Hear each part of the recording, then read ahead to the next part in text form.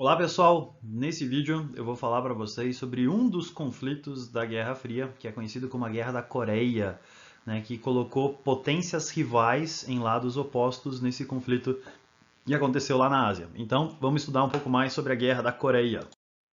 Então, só lembrando algumas coisas. Tá? A Península da Coreia é um lugar que fica localizado entre o Japão e a China. Então, aqui em cima você tem a China, aqui você tem o arquipélago do Japão, e essa pontinha aqui é a Península da Coreia. Tá? E nessa Península da Coreia, a gente teve uma invasão japonesa em 1910, então só retomando isso rapidinho, o Japão se transforma num império depois da Revolução Meiji. Como ele é um conjunto de ilhas, ele queria expandir, né, as suas terras e ele vai conseguir conquistar territórios. Entre esses territórios que ele vai conquistar, né, estavam seus vizinhos coreanos, então o Japão vai invadir a Coreia, vai fazer horrores lá. Tá? Então os japoneses realmente fizeram horrores com a população coreana durante o período da invasão japonesa. Só que depois da Segunda Guerra Mundial, né, quando os japoneses são derrotados, né, bombas atômicas, Hiroshima, Nagasaki, os japoneses derrotados pelos americanos, eles são expulsos da Coreia.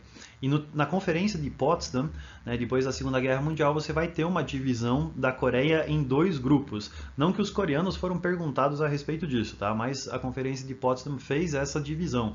E a divisão que você teve foi a seguinte, né? Você vai ter uma parte do norte, que vai ser uma parte que vai sofrer influência da União Soviética, e por causa disso ela vai se transformar num país comunista, e a Coreia do Sul, que vai sofrer influência dos Estados Unidos, e por causa disso ela vai se transformar num país capitalista. Então a Coreia, esse país que vai surgir aí depois da Segunda Guerra Mundial, ele vai ser dividido, né, nesse contexto de Guerra Fria, onde é que o norte é comunista e o sul é capitalista, sendo que o sul era muito apoiado pelos Estados Unidos.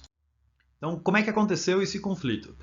O norte, ele era comunista, liderado por um ditador chamado Kim Il-sung, tá? Que é aquele personagem que aparece lá, avô do atual ditador da Coreia do Norte. E ele resolveu, com o apoio da União Soviética, tá? Eles resolveram invadir o sul, né? Aproveitando que os Estados Unidos tinham retirado uma parte de suas tropas, né? Os sul-coreanos eles estavam meio sozinhos nessa história, então o norte, a Coreia do Norte comunista, resolveu fazer uma invasão à Coreia do Sul. E pelo mapa que aparece lá em cima, você consegue perceber, né, o quão fulminante foi essa invasão. Então você tem nesse quadro aqui, você tem como é que era a divisão da Coreia, né, no paralelo 38, que é isso daqui que divide a Coreia do Norte da Coreia do Sul, e entre maio e setembro, os norte-coreanos, eles conseguiram conquistar todo esse território aqui, até você deixar só esse restinho aqui, né, que era a resistência da Coreia do Sul. Tá? Então, o norte, tentando unificar as Coreias, transformar tudo numa Coreia comunista, tenta invadir a Coreia do Sul. Só que, quando a Coreia do Sul estava, né, só naquela pontinha ali, né, e eles estavam perto de ser derrotados, os Estados Unidos vai enviar socorro e os Estados Unidos eles vão entrar na guerra.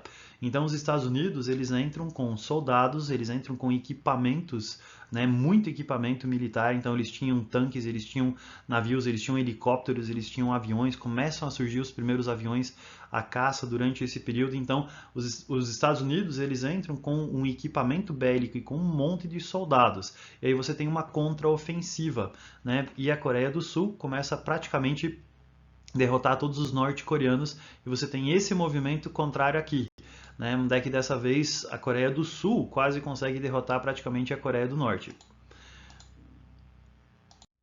O problema que acontece é o seguinte, né? Quando os Estados Unidos e os capacetes azuis da ONU, né, protegendo a Coreia do Sul aqui, eles fazem esse movimento contrário aqui, né, e fica a Coreia do Norte só isso daqui, eles acabam invadindo o território chinês. E quando eles invadem território chinês, a China, que também era comunista, resolve interferir. Então a China, ela começa a enviar soldados, né, e esses soldados, né, uma quantidade muito grande, cerca de 1 milhão de soldados chineses acabaram participando desse conflito, né, então você tem esses soldados começando a participar desse conflito, né, o que faz com que a Coreia do Norte tenha um movimento de contraofensiva de novo. Então, o Norte, apoiado indiretamente pela Rússia e diretamente pela China, estava enfrentando o Sul, apoiado pela ONU e pelos Estados Unidos. Né? E de um lado você tinha os Estados Unidos com os melhores equipamentos militares e do outro lado você tinha a Coreia do Norte com os chineses com a quantidade enorme de soldados. E como esse conflito ele foi muito mortífero, né? Principalmente entre 51 e 53, você tem um equilíbrio muito grande. Em 1953 eles chegam a um acordo que é chamado de Armistício de Panmunjom. O que foi esse Armistício de Panmunjom? Ele é um fim da guerra. Tá? Por que fim entre aspas? Tá? O que acontece é o seguinte, quando você acaba um conflito, você normalmente tem um tratado de paz.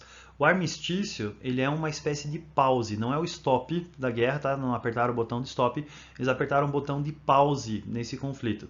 Então, teoricamente, a guerra da Coreia não foi resolvida até hoje, não tem um acordo de paz entre a Coreia do Norte e a Coreia do Sul. O armistício de Panmunjom, ele parou os conflitos militares entre a Coreia do Norte e a Coreia do Sul, mas não resolveu a guerra. Então eles estão em guerra teoricamente até os dias de hoje. E o que esse armistício ele estabeleceu? Ele criou uma zona desmilitarizada no paralelo 38.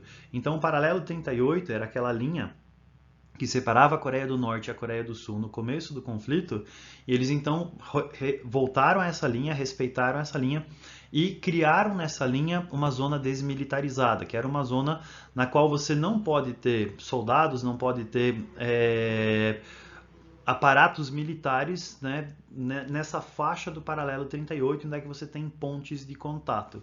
Tá? Então aqui você tem algumas representações, né, do paralelo 38, em cima você tem, né, o arame farpado do lado da Coreia do Sul, que separa da zona desmilitarizada, que está do outro lado, e daí lá depois você tem a Coreia do Norte, e você tem uma ponte que é bem famosa, que faz a ligação entre as Coreias nessa zona desmilitarizada, né, onde é que você tem soldados do lado da Coreia do Sul, que é esse soldado que aparece aqui do lado, e você tem soldados do lado da Coreia do Norte, eles estão constantemente vigiando uns aos outros nisso daqui, principalmente para os soldados da Coreia do Norte não fugirem para a Coreia do Sul.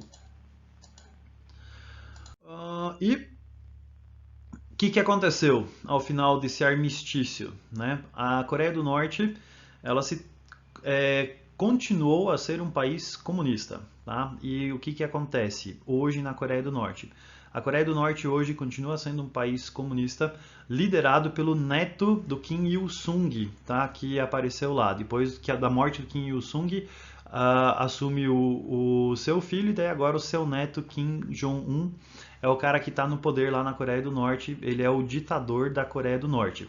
Na Coreia do Norte você tem um grande culto à personalidade, tá? Então o ditador ele é praticamente sagrado para eles, né? Dizem que quando Kim Il-sung morreu, aconteceram terremotos, porque a terra estava chorando a perda do seu grande ditador, né? Então tem todo um monte de lendas em cima desses personagens aí, você tem estátuas deles espalhadas por toda a Coreia do Norte, aí você não pode tirar foto dessa estátua sem aparecer a estátua inteira, você tem retratos dele em todos os lugares, a gente tem histórias de pessoas que foram presas e passaram 7 anos presas porque tiraram o retrato do lugar desse imperador, então você tem um imperador, um ditador com um culto à personalidade.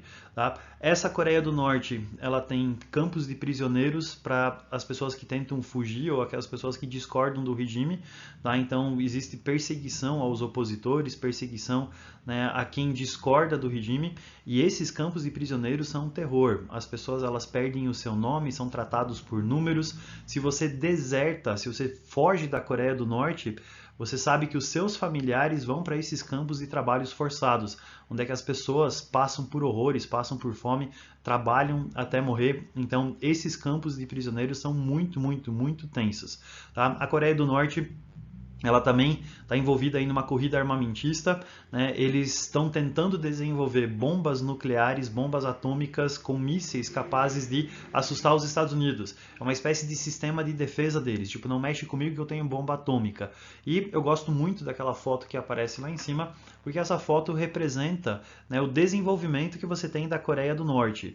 Né? Então isso é uma foto noturna, né, feita por satélite que mostra a luminosidade das cidades da Coreia do Sul e da Coreia do Norte.